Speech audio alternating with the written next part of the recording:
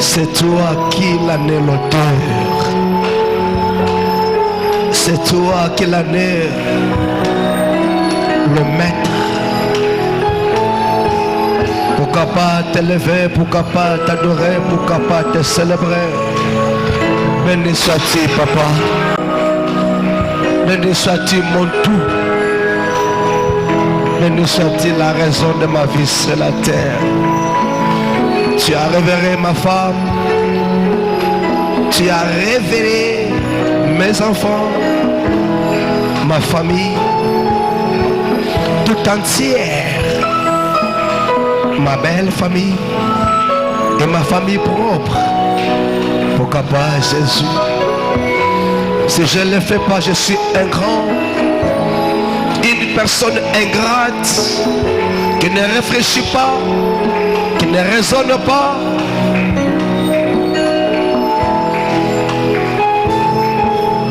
Par rapport à ce que tu es en train de réaliser. Merci. Merci.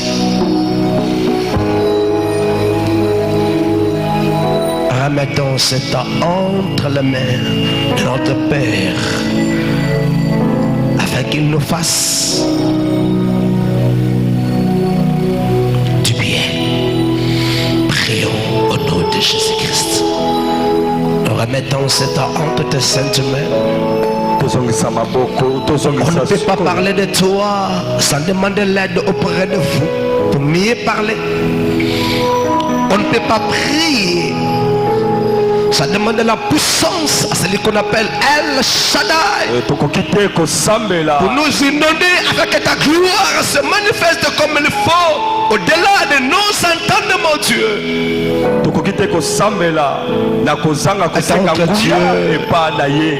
Est entre Dieu, est entre Dieu, oh Jésus, est entre Dieu, est entre Dieu.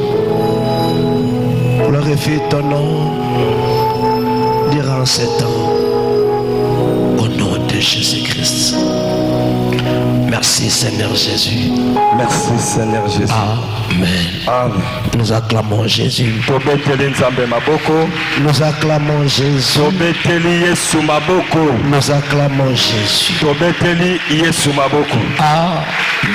Amen. Mettez-vous s'il vous plaît. Si vous voyez que cela sera beaucoup mieux de dire bonjour à ton frère, à ta sœur. Vous pouvez le faire.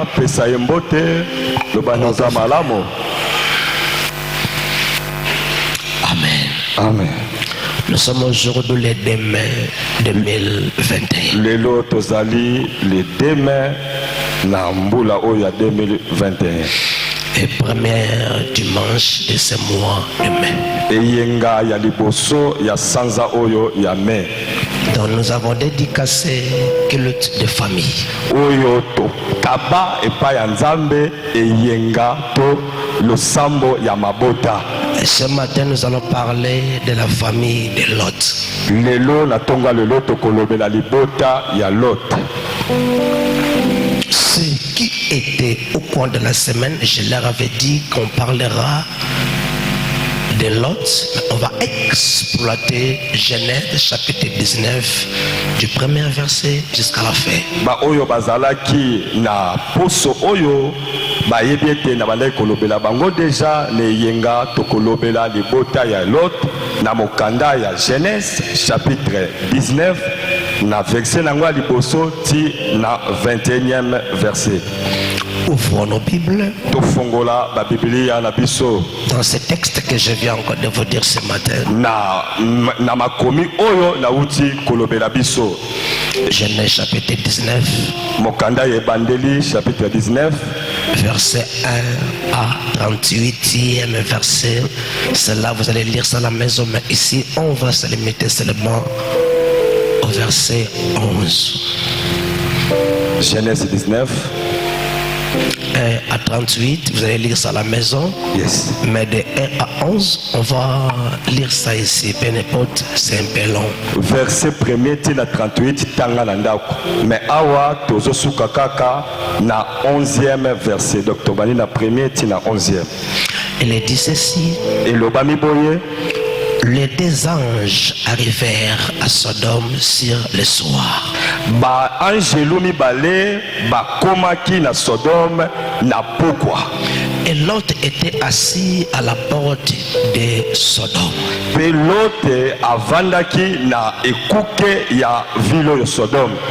Quand Lot les vit, Tango Lot amoni bango il s'éleva pour aller au-devant d'eux pe atelemaki apusanaki liboso na bango et se prosterna la face contre terre. pe afukamaki atie moto na se Puis il dit, pe alobi voici mes seigneurs, entrez, je vous en prie, dans la maison de votre serviteur. bakonzi na ngai soki bolingi boya na ndako na ngai Et passez-y la nuit.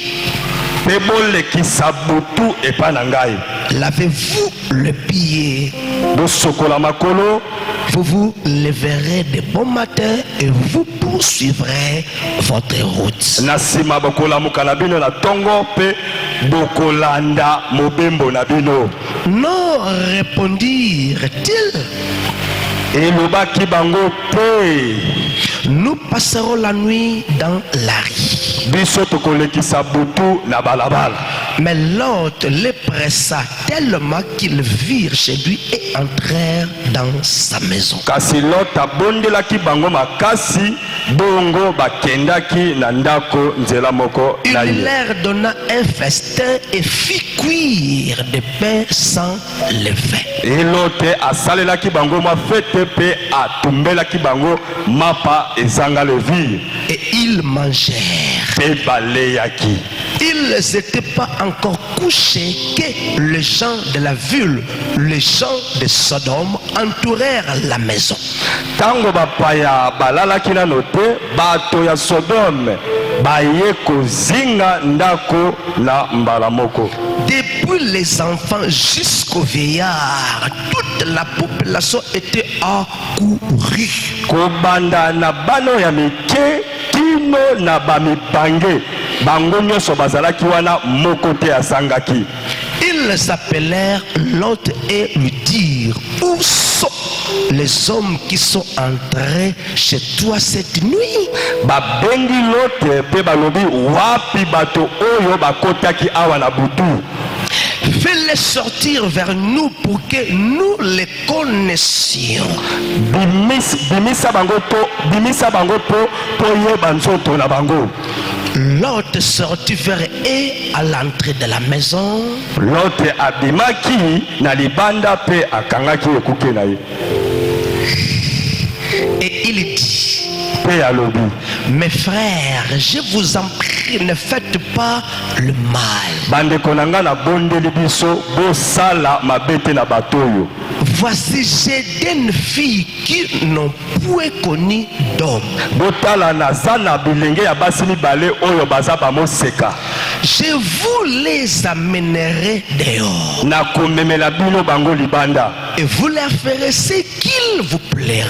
Pe bokosala na bango nyonso ekosepelisa bino. Seulement, ne faites rien à ces hommes puisqu'ils sont venus à l'ombre de mon toit. Kasi bosala te mabe na bato oyo bayaki na ndako na ngai. Il dit, retire-toi. Balobi na ye lumba kuna. Il dit encore, Balobi lisusu. celui-ci est venu comme étranger et il veut faire le juge. Ye oyo azali mopaya pe alingi alakisa biso lolenge nini ya kosala makambo. Eh bien, nous le ferons pire qu'en eux. Keba tokosala yo mabe makasi koleka bango. Et pressa Lot avec violence, ils s'avancèrent pour briser la porte. Se batindikaki Lote na makasi Les hommes étendirent la main, firent rentrer Lot vers eux dans la maison.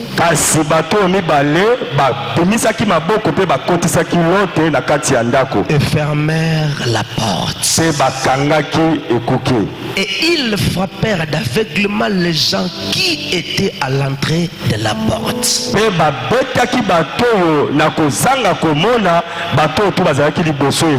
Depuis les plus petits jusqu'aux plus grands. De sorte qu'ils se donnèrent une peine inutile pour trouver la porte. C'est la parole du Seigneur.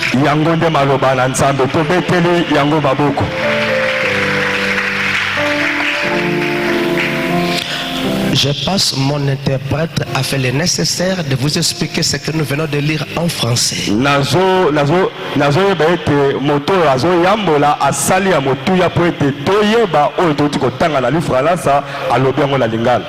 On parle de Lot et des anges. Mais sous-entendu, on voit la famille de Lot. Mais on ne peut pas aller très loin sans parler réellement de Lot.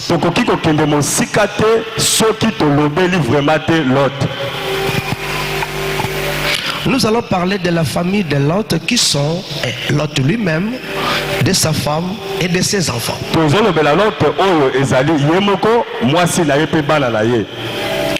Il était fils de Aram, frère d'Abraham,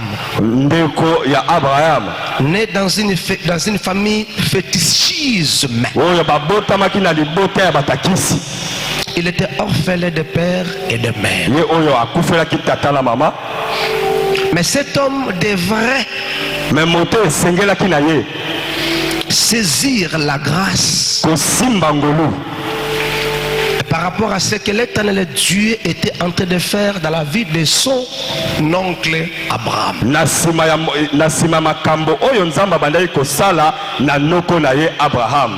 Nous lisons Genèse chapitre 12, verset 1 à 3. Genèse chapitre 12, verset 1 à 3. Nous voyons comment l'Éternel Dieu a appelé Abraham dans le ministère.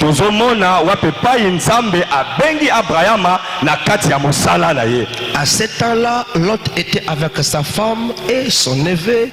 Plutôt, Abraham était avec sa femme et son neveu Lot.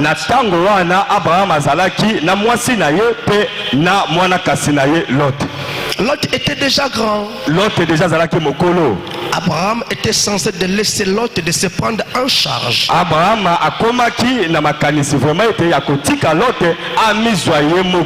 En suivant l'appel d'Abraham, il était censé de laisser Lot d'aller seul pour aller accomplir le mandat qui lui a été donné par l'Éternel. Mais comme il était marié, il était censé d'aller avec sa femme Sarah. Plutôt Abraham, voyant que Lot avait déjà perdu son père qui était son frère,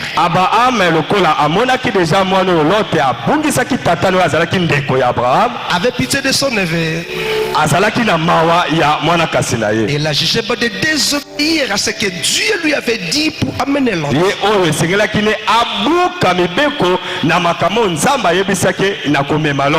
En allant avec Lot, Abraham avait déjà connu l'Éternel des armées.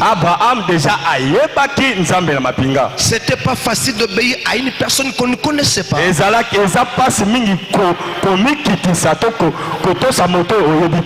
Abraham n'avait pas la connaissance de l'Éternel des armées. Mais en lisant Genèse chapitre 12, Abraham va obéir à ce que Dieu lui avait dit. Comme le Dieu que nous avons, Christ est un Dieu autoritaire.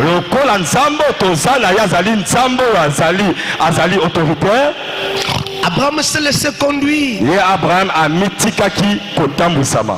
Je pense Nazokanisa Abraham avait intéressé sa femme par rapport à ce que Dieu lui avait dit en cachet. Abraham abendaki mwasi pe atalisaki ye nino nzambe ayebisaki na Dieu kobatama. avait parlé à Abraham en secret. Nzambe alobelaki Abraham na kobatama. Mais comme Abraham était marié, il ne devait pas aller sans informer sa femme. Lokola Abraham azalaki moto abalaki asengelaki te kokende na yambo ete ayebisa mwasi na ye nini oyo azolinga sala. Pour que sa femme puisse encore se laisser conduire, Pote mwasi na ye amitika kotambwisama. je pense l'éternel Dieu avait précédé Abraham pour convaincre ça. Nazokanisa ete nzambe akendaki liboso ya Abraham po ete asimba mwasi o Sara.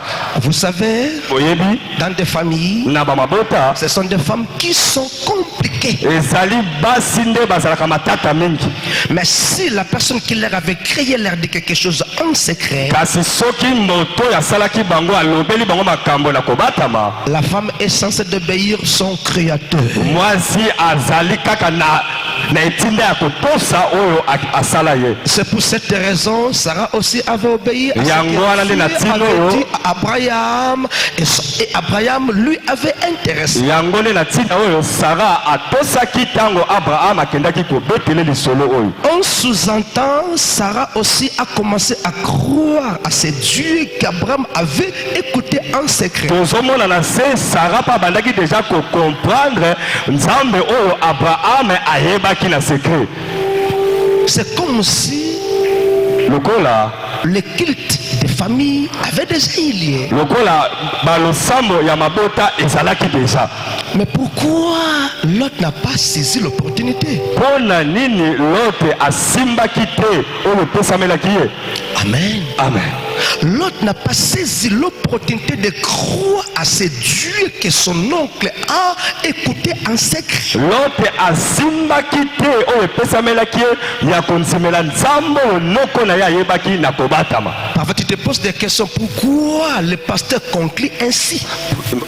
Ozomona ete oza komituna mituna pona nini mobatali pate aza deja kokata deja na boye. Tu vas comprendre, nous marchons lentement et sûrement par rapport à ce que Dieu m'a convaincu de vous parler. Okososola malembe na oyo nzambe atalisinga po ete toloba na tongo. Lot était censé de saisir l'opportunité comme fit le cas de Ruth. Lot esengelaki ne asimba oyo epesamelaki ye lokola tozotala makambo oyo Rite amonaki. Réfléchissons sur l'histoire de Ruth ainsi que Naomi. Tokanisa na bozindo nyonso lisolo oyo ya Rite et puis ya Naomi. Ruth ainsi que Orpa vivaient dans ce pays dont les enfants de Lot ont fait l'inceste avec leur père. Rite na Orpa babandaki kobika na mboka oyo bana ya Lot basalaki buzoba. C'était Moab et les Ammonites. Ezalaki Moab pe ba Ammonite. Mais avait saisi l'opportunité de croire à ces dieux de Naomi. Kasi bango Rite asimbaki oyo epesamelaki ye. Pourquoi? Pona nini? Parce que Ruth voyait la façon d'être, de vivre, de faire de Naomi, cela lui étiquait. Rite atalaki lolenge Naomi abandaki kosala makambo yango nde esimbaki makasi mingi. Mais pourquoi Lot n'a pas saisi l'opportunité de croire à ces dieux d'Abraham? Pona nini te Lote asimbaki pe oyo epesamelaki ye na nzela tata na nzela noko na ye Abraham. On peut conclure, c'est la distraction. Tokoki kokitamba moko ezali kibiba kozala kibiba. Amen. Amen. Amen. Amen. Amen. Amen. Donc, Lot a voulu suivre Orpa qui était aussi distraite. Lote alingaki alanda oyo azalaki na kibiba Orpa. Laissez-moi vous dire une chose. Tika na yebisa bino eloko moko. Dans la vie, Na bomoi il faut savoir saisir l'opportunité que l'éternel Dieu vous offre. esengeli na biso toyeba kosimba makambo nzambe azopesa biso. Il ne faut pas être distrait. Esengeli tozalaka mingi mingi na kibiba. La distraction de l'autre lui a mené très loin. On va voir ça à la fin. Kibiba ya ndeko Lot embemaki ye mosika tokomona yango awa. Mais quand il s'est séparé avec son oncle par de multiples discussions avec ses bergers et ceux de son oncle, tango bakabwanaki na noko na ye na kolandisa bamatata oyo ezalaki na babateli bate na bango. Amen. Amen. Une chose, il était aussi béni par la présence d'Abraham. Si nous lisons la Bible, nous voyons comment Potiphar a été béni par la présence de Joseph dans sa maison.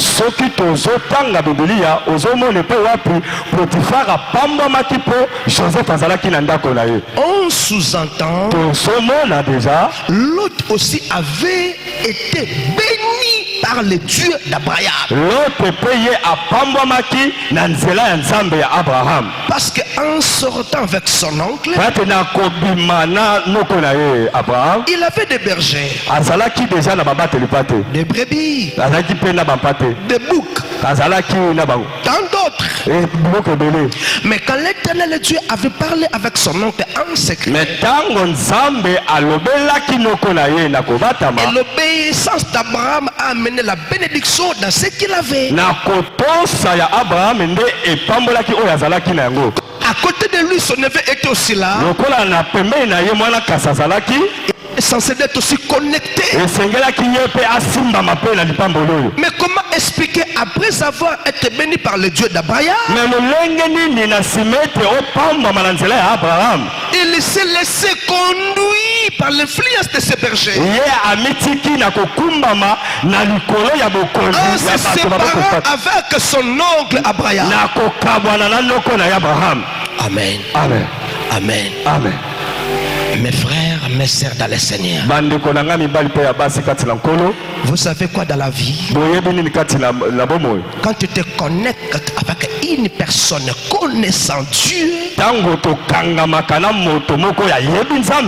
vous remarquez que dans votre vie, il y a un changement ou une transformation. Il ne faut pas se séparer vite de la personne. Il faut attendre l'Éternel Dieu vous parler afin de quitter cette vie.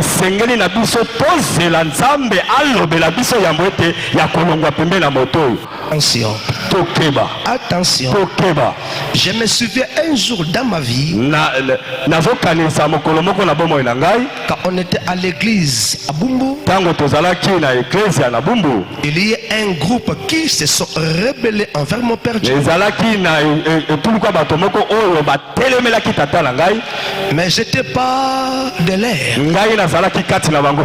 J'étais maltraité. Et ils sont partis. Je ne sais pas leur vie actuelle. Mais ce que moi je sais, il y a un temps aussi dans ma vie, j'ai passé des moments très sombres à l'église. À tel point, ceux qui me connaissaient prêchent la parole, être utilisés par l'Éternel des armées, vont me dire, tu prêches bien, tu pries pour les gens, ils reçoivent des guérisons, des miracles.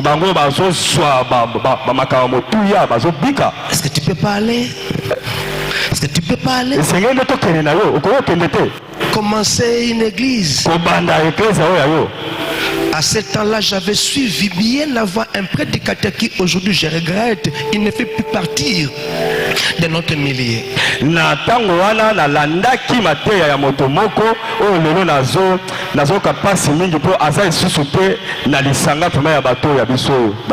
En prêchant, il avait parlé, on ne peut pas quitter son père sous des colères, sous des problèmes ou des réalités pénibles.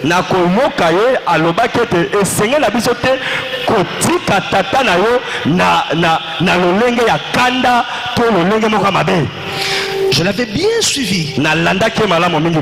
Et peu importe tout cela,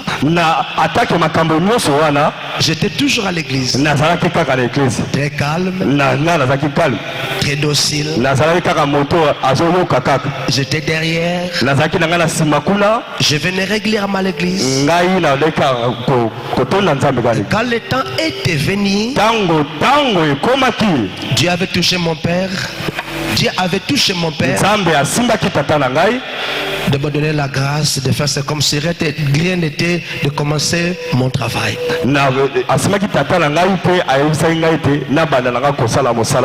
Aujourd'hui, je suis ce que je suis. Amen. Amen. Je me suis séparé avec mon père dans la paix, la tranquillité.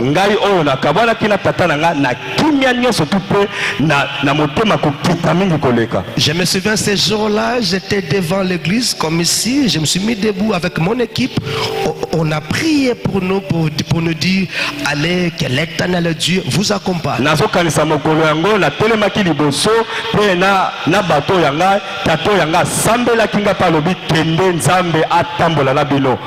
J'ai la bénédiction de mon père. Amen. Amen. Dieu me fait grâce d'une manière ou d'une autre. Et mon père est fier de moi. Ce n'est pas ce que Lot avait fait envers. Je vous en supplie. Je vous en supplie. Hier, je suis vrai. Franck Moulaja. Qui était de passer une émission avec le frère Didier Mayemba. Didier va lui poser la question, mais je ne comprends plus, c'est comme si il n'est plus avec toi. Qu'est-ce qui ne va pas? Non, Didier a tout ah bien, oh, nous sommes très bien. Il lui a posé la question, cela ne fait pas de même manière que vous quittez Gaël.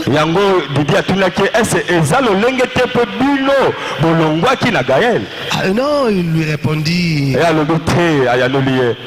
Il lui avait dit ceci.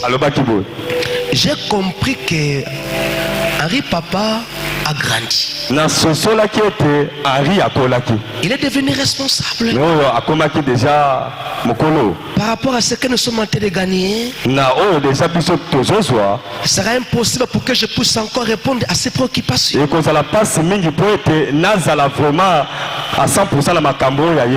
On s'est parlé très bien avec mon frère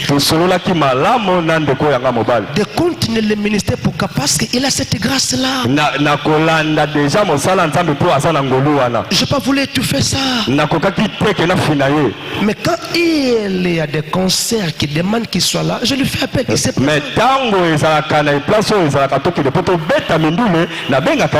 Nous sommes très bien. Non seulement il est mon frère biologique, mais il est mon frère en Christ. J'avais admiré. Voilà pourquoi Henri Papa aussi, en le regardant, on voit la prospérité, l'avancée, la grâce continue. Et son frère, dans son coin encore, il est en train d'évoluer. À la place d'Henri Papa, il a encore l'autre frère. À la place d'Henri Papa, il a pris encore l'autre frère. C'est pas seulement Henri Papa qui continue son chemin. Il y a encore d'autres qui ne font plus partie de lui. Ils ne sont plus du groupe par rapport à leurs charges, leurs responsabilités. Mais c'est pas ce que Lord avait fait. Je vous en supplie. Je vous en supplie. Voilà pourquoi dans la maison, quand les parents voient que l'enfant n'est pas encore responsable.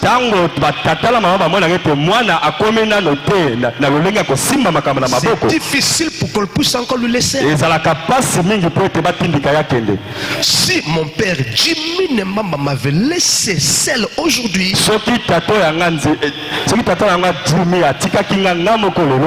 il a vu en moi la maturité spirituelle.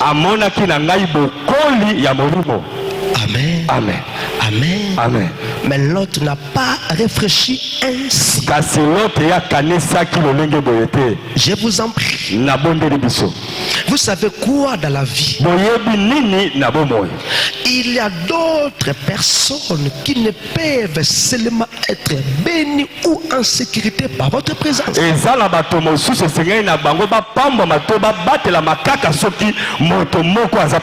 vous déplacez vite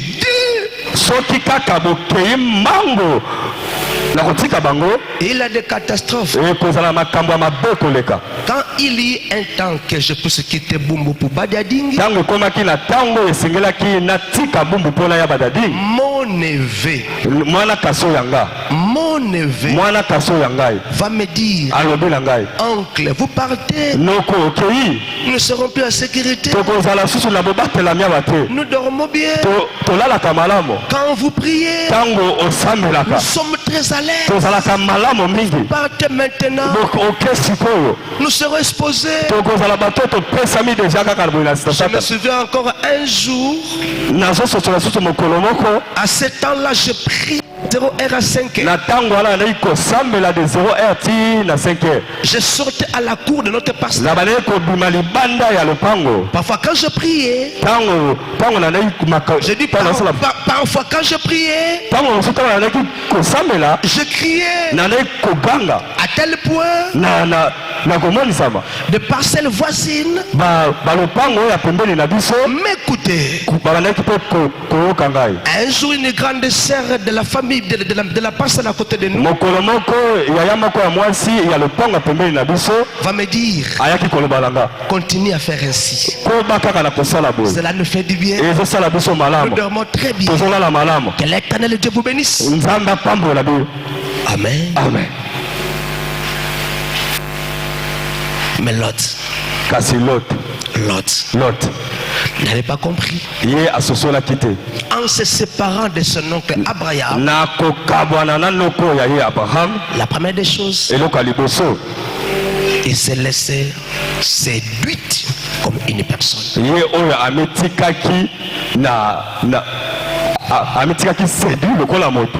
Par les diables. Il a regardé de loin.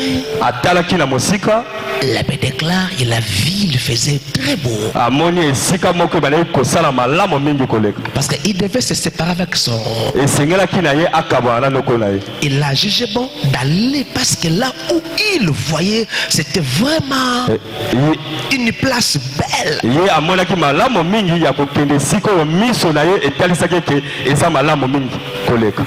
Sans le savoir, quelqu'un de notre temps disait quelqu'un de notre temps, tout ce qui brille ne sont pas. Amen. Amen. L'autre croyait que en allant dans ces contrées, elle va encore propulser plus que son nom. Sans le savoir, c'était Sodome et Gomorrhe. Mais je leur avais fait appel afin que nous puissions commencer cette église. Mais j'ai dit merci à Dieu pour parce que il n'était pas d'accord.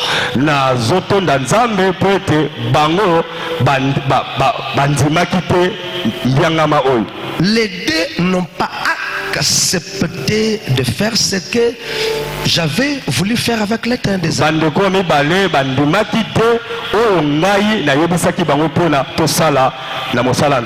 J'avais dit merci parce que si j'étais avec eux, je devais être comme Abraham aujourd'hui.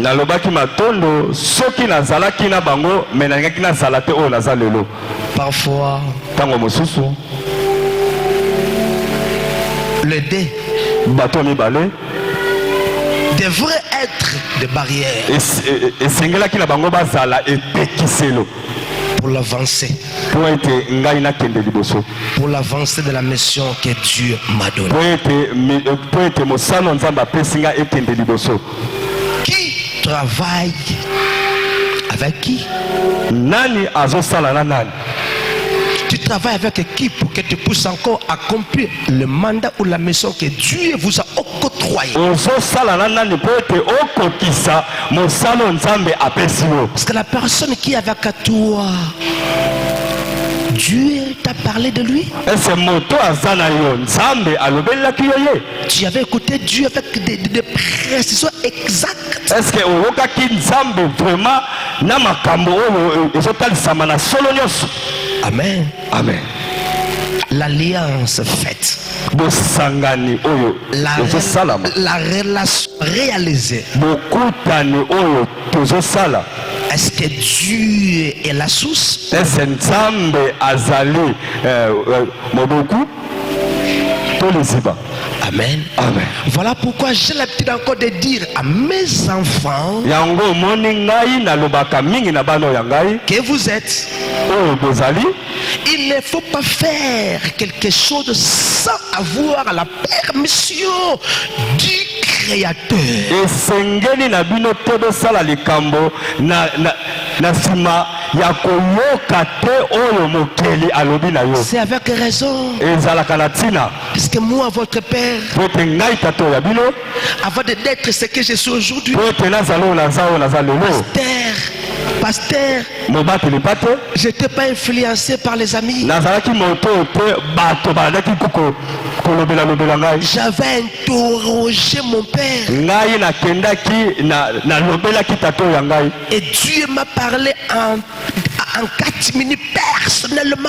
mpe nzambe alobelaki ngai na bobatami ngai moko. Donc en bref, tout ce que je suis en train de réaliser, Kasi na bokangi oyo nyonso tu nazosala sikoyo, je demande la permission ou en d'autres termes, j'écoute Dieu. natunaka to mpe nayokaka nzambe Même la prédication. ata na koteya boye. Ce matin, je n'avais pas de sujet précis de la prière. Na ntongo nazalaki vraimen te na basujet oyo ya malamu mpo na losambo. J'étais là en train d'écouter la modération. Nazalaki wana nazoyoka ndenge bazotambwisa biso. Et Dieu m'a soufflé des sujets. Nzambe abwakeli ngai basujet. Même ce qu'on va faire, on va faire après le kit, donc la réunion de couple. Ata oyo tokosala na bosangani ya bato oyo babalani, Je préparais ce que Dieu m'avait donné. nabongisaki oyo nzambe apesaki ngai, Mais je n'avais pas de texte. mais nazalaki na makomi te. J'ai reçu les deux textes ici en priant. Nazwi kaka bamakomi ya nzambe awa na kosambela. Je me dérangeais encore par une autre chose que je ne vais pas encore vous dire maintenant là. Na mitungisamaki na likambo moko oyo nalobeli bino te sikoyo. Mais Dieu a encore parlé de ça. Nzambe alobeli nga deja. Amen. Amen. Quand vous écoutez Dieu, Tango bozoyoka nzambe, laissez-moi vous dire, comme disait quelqu'un, il faut commencer déjà à se réjouir, mais en entendant. botika nga nalobela bino esengeli na bino deya bosepelaka yango ete makambo ekoma. Amen. Amen. Amen. Amen.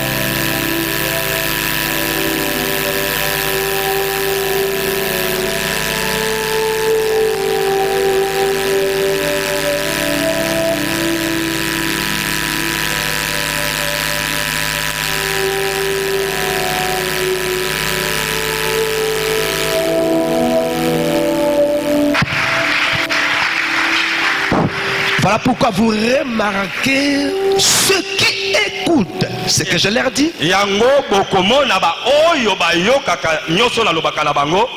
En il y a l'avancée, le progrès, peu n'importe de réalité. Quand il se présente auprès de moi, l'esclave de l'éternel, leur père spirituel,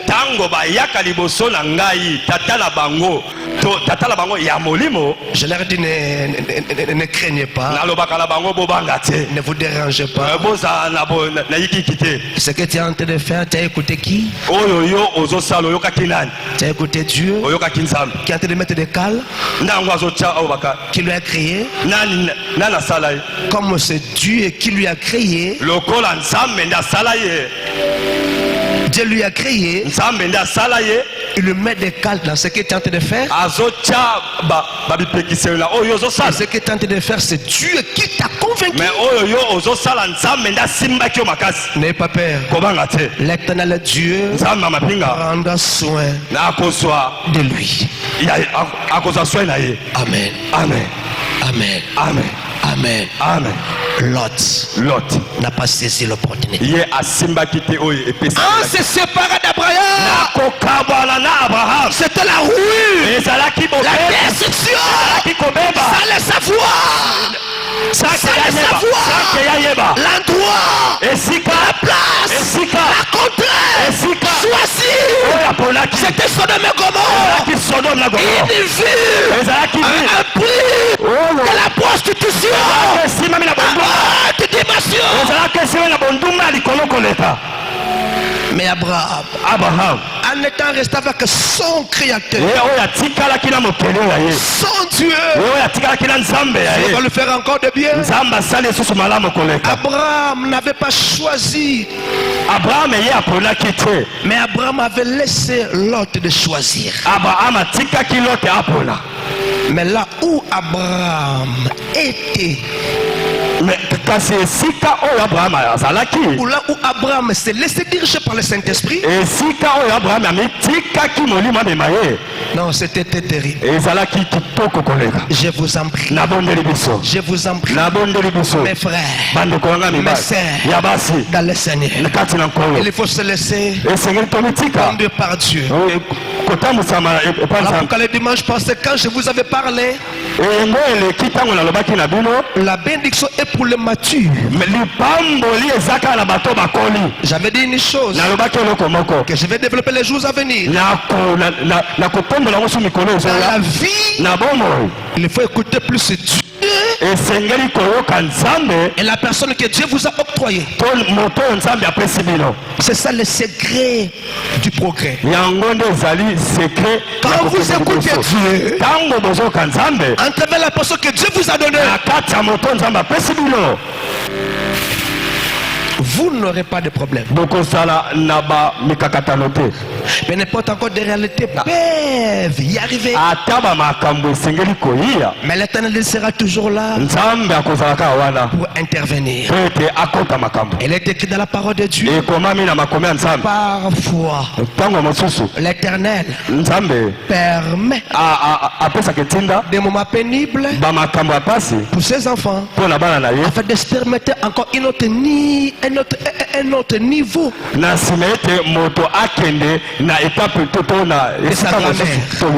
de sa puissance, une autre dimension de la gloire de Dieu dans sa vie. Alors pourquoi l'Éternel peut encore permettre des choses très sombres. Vous arrivez, il sera toujours là. C'est comme s'il n'est pas là. Il va attendre le moment favorable pour agir. Et après cela, cela te poussera à pleurer des jours. dit, Père, tu n'es pas sur mon nom. Je ne crois pas. Je déclare ce matin, il faut écouter Dieu. Avec la personne que Dieu t'a donnée. Ne fuis pas.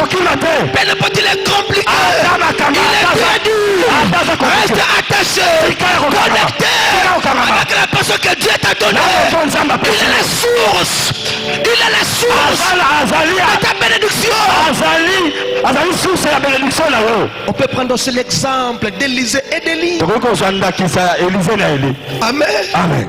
Élisée restant connecté avec Élie. Et après c'était quoi? C'était quoi? C'était quoi? Amen. Amen. Plus que son père. Amen. Amen. Je me souviens d'une histoire qui me dira un jour.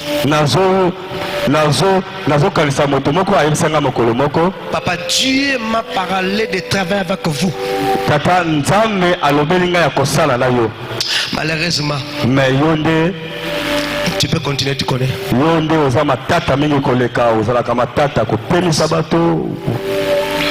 Tu es trop dire. Amen. Amen. Amen. Amen. J'ai un fils qui me dit souvent,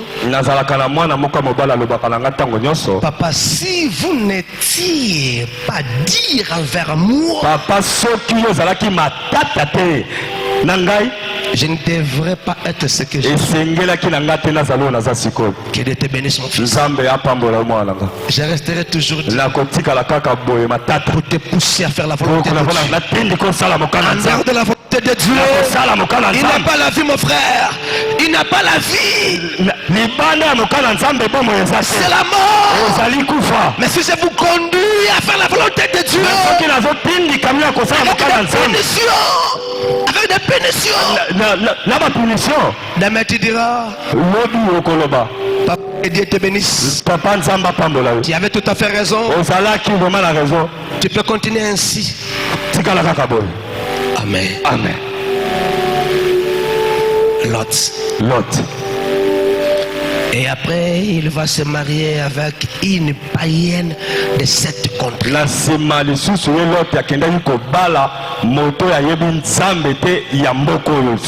Amen. Amen. Il n'avait pas saisi l'opportunité de connaître le Dieu d'Abraham.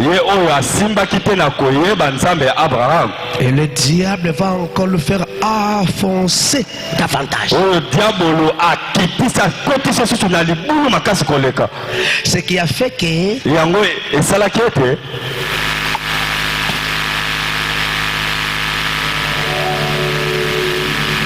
ses enfants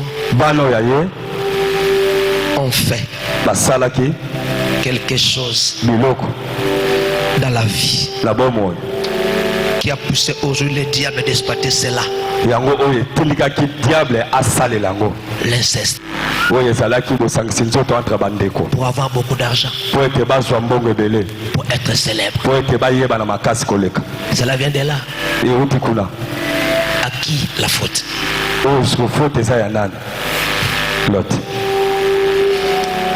Amen. Amen. Les enfants sont les conséquences de l'union de l'homme et de la femme. Bana bazali kaka bambumato bamakambo ya mobali pe na mwasi na bosanga na mobali pe na mwasi. Amen. Amen. Parce que nous voyons déjà les ADN. Papa païen. Papa azalaki mopagano. Maman païenne. Maman pe mopagano.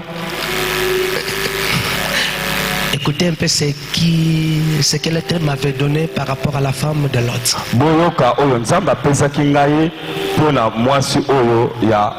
Elle était païenne, née dans un milieu prostitutionnel.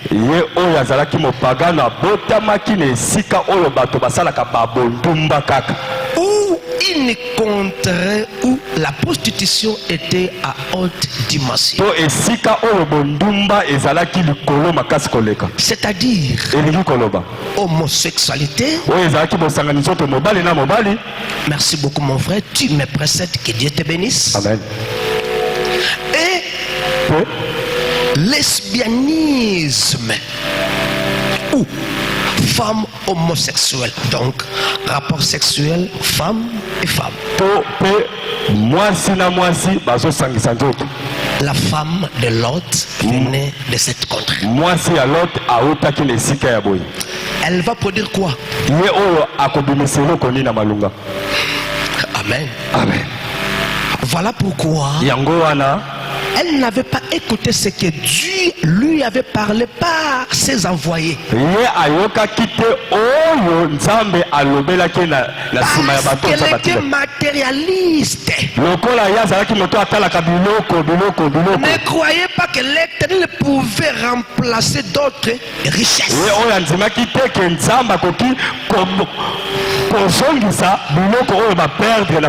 Laissez-moi vous dire une chose. Si l'Éternel Dieu permet quelque chose, vous arrivez, mais de pire. N'ayez pas peur. Il est le Dieu de place. Merci beaucoup. Cela veut dire quoi? Il va remplacer. Restez calme. Soudé. Attaché à lui. Il va remplacer au-delà. Regardons l'exemple de Job. Dieu avait permis la destruction de la famille de Job. Mais après c'était quoi? Après c'était quoi? Après c'était quoi? Je t'en prie, ne sois pas matérialiste. Dieu vous dit, prends cet argent, donne mon serviteur pour l'église.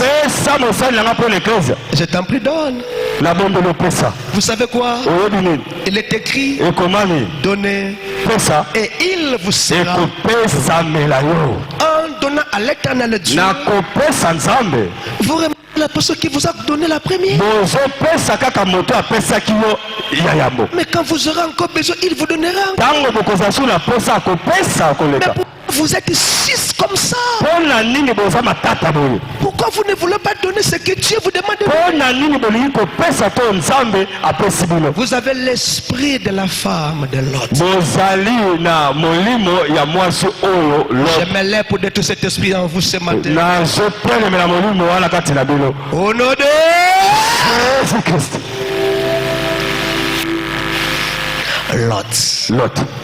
Lot. Voilà sa femme.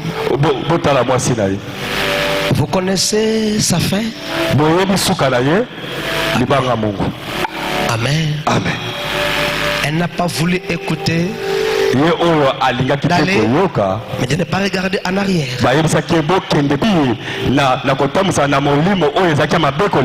Elle est restée comme ça. Amen. Je vous en prie ce matin. Je vous en prie ce matin. Vraiment, je vous en prie. Ne soyons pas comme Lot. Ni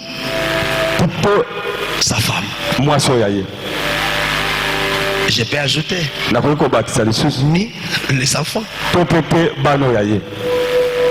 J'ai vu une erreur que Job avait commise.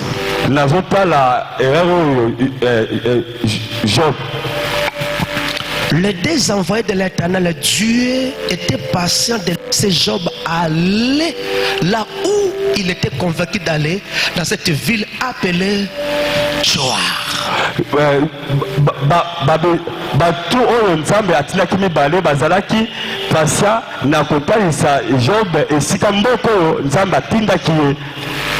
Mais pourquoi Job a voulu quitter encore cet endroit?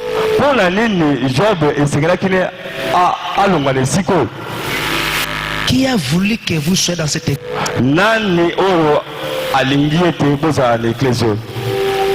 Qui vous a envoyé dans cette église?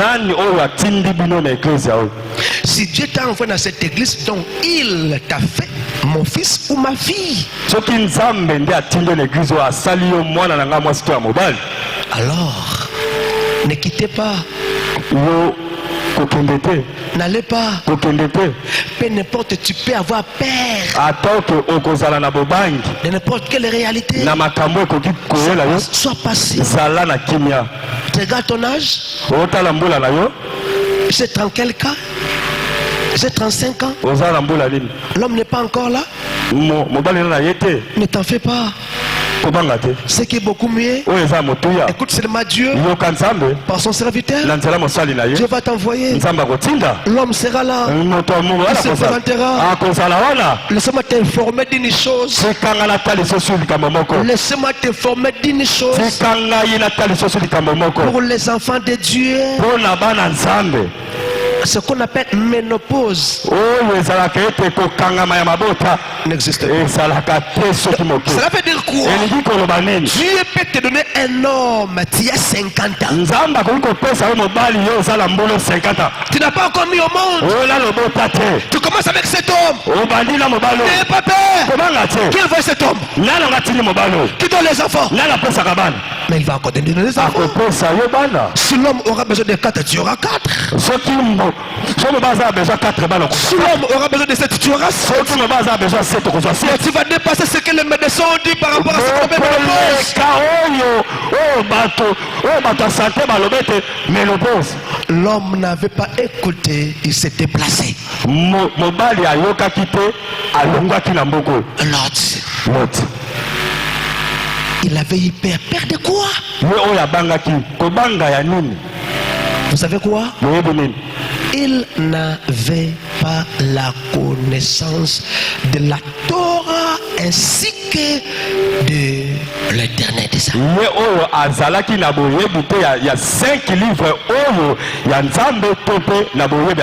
En réalité, si Job était sauvé,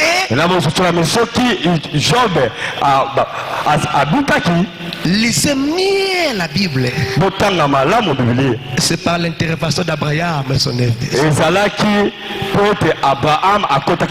C'est par la prière, l'intercession d'Abraham, son oncle. Tu peux vérifier verset 17 ainsi que verset 29. Amen. Amen. Pourquoi? Il n'avait pas consulté Dieu avant d'y aller. Voilà pourquoi ses enfants se sont laissés conduire par les diables. De dire entre eux, il n'y a pas des hommes ici. Nous sommes qu'avec notre papa. On n'a pas de choix. Nous devons se faire comme ça. Amen. Amen. Et elles ont fait. Merci beaucoup. Elles ont fait les cestes.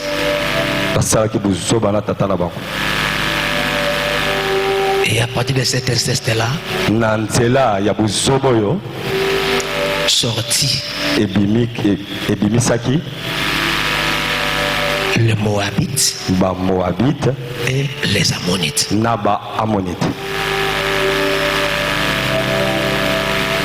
Une population pécheresse.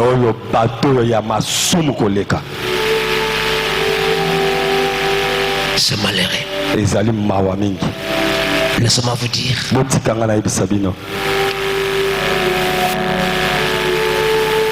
Tu peux avoir des parents païens. Cela n'est pas nécessaire que tu sois païen ou païenne. Tu peux faire autrement. Il suffit seulement de comprendre ce que Dieu est en train de réaliser à votre faveur.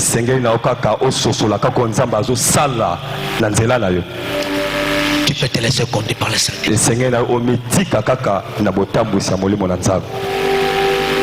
Dans la vie, il faut savoir saisir des opportunités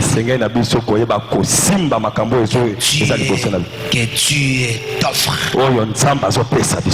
Comme Rahab, pour ne pas regretter comme l'autre. Pour la te, bon regretter le col à l'autre. Dans la vie, il faut savoir saisir des opportunités. Que l'Éternel t'offre. Que l'Éternel vous donne. Comme Rahab, la prostituée. Elle ne devrait pas être sauvée à la interdiction de Jéricho. Mais comme elle avait sauvé les espions envoyés par Josué fils de Nun,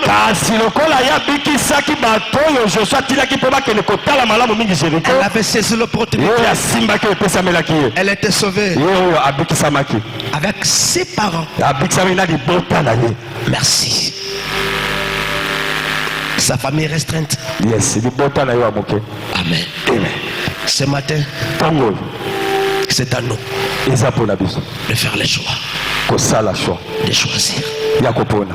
Fermez nos yeux pour la prière.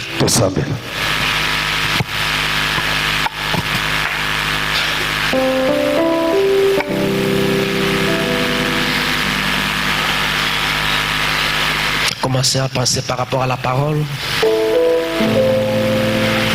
Banda kokanisa déjà na koyoka maloba oyo. Bando kanisa. Ale mata lisusu. Osana se mata. Ale toke. Molimo na Nzambe. Alata. Aboko sobeta. Molimo na Nzambe. Molimo na Nzambe. Yakalelo. Latanga. Nazala posana. Nisinga sima. Esalemo. Nazobondela yo bandoki oya famille na bino na prière za ko sala okote invocation bien te. Yes. Donc attends to senga sainte to kota na invocation. Invocation to kota kele ka invocation bandoki ba kota na dimension nyonso. Yes. Ataye na kombo to longa ye. Yes. Ataye to longa ye po to joie que za likolo. Wango. Yango nazobondela yo nde siko faut comprendre na lati déjà na côté déjà. Yango nazobondela o sala pendant 2 minutes. Ozobota boko bakasi kolota. Molimo mosaka lata. Yes.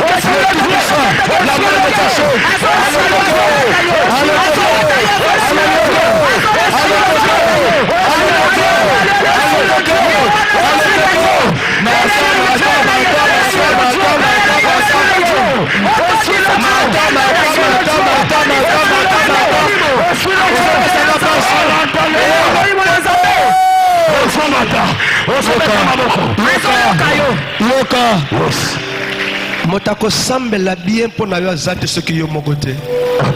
Nazobondela yo mama moto fandi, nazobandela mama yo moto fandi, s'il vous plaît osambela bien te ndenge osambela botaou déjà bazo pardon eza très cher pour nabunda na dimension nyonso po yo bonga na vie avant que ne lola. Parce que s'il vous plaît so anga tellement ça moi non osambela peso kaka 2 minutes tambela ozobeta maboko makasi koleka alotoke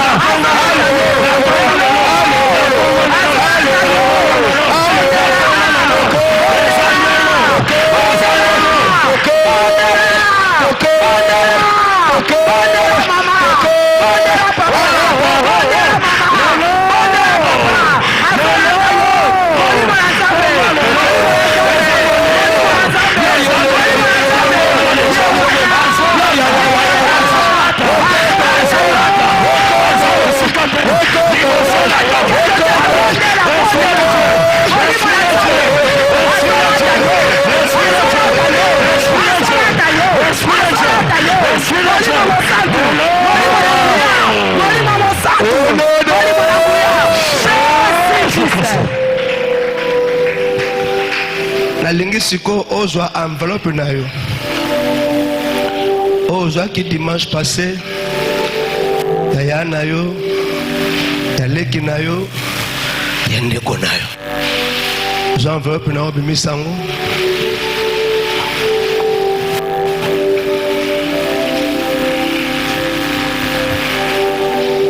moto aza motu ya makasi na famille na yo ebaosaka na ye tombolongo likolo lokola ngai ela mosusu ayaki dimanche passé te me okokota kaka na priere yango na nzoto na ye na molimo na ye molimo na ye otomba nyonso ya satana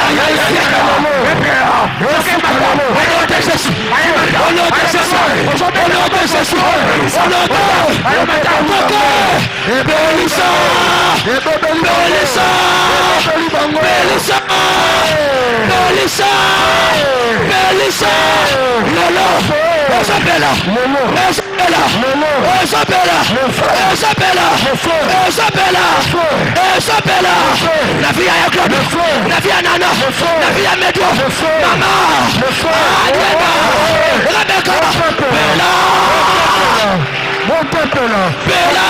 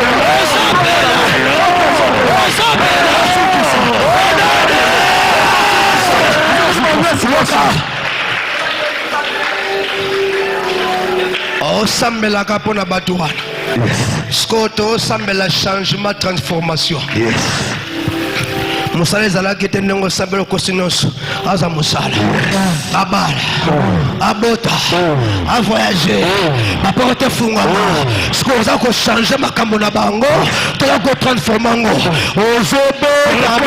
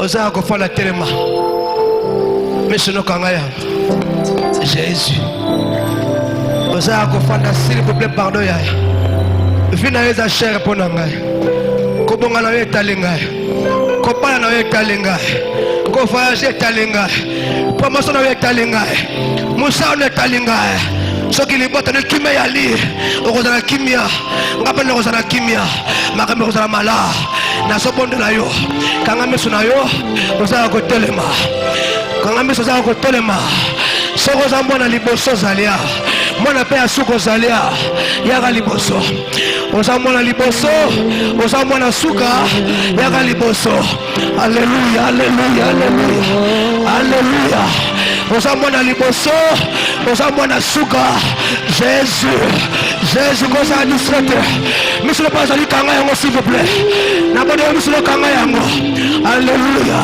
Alléluia Tu es le Dieu des dieux Tu es le roi des rois Jésus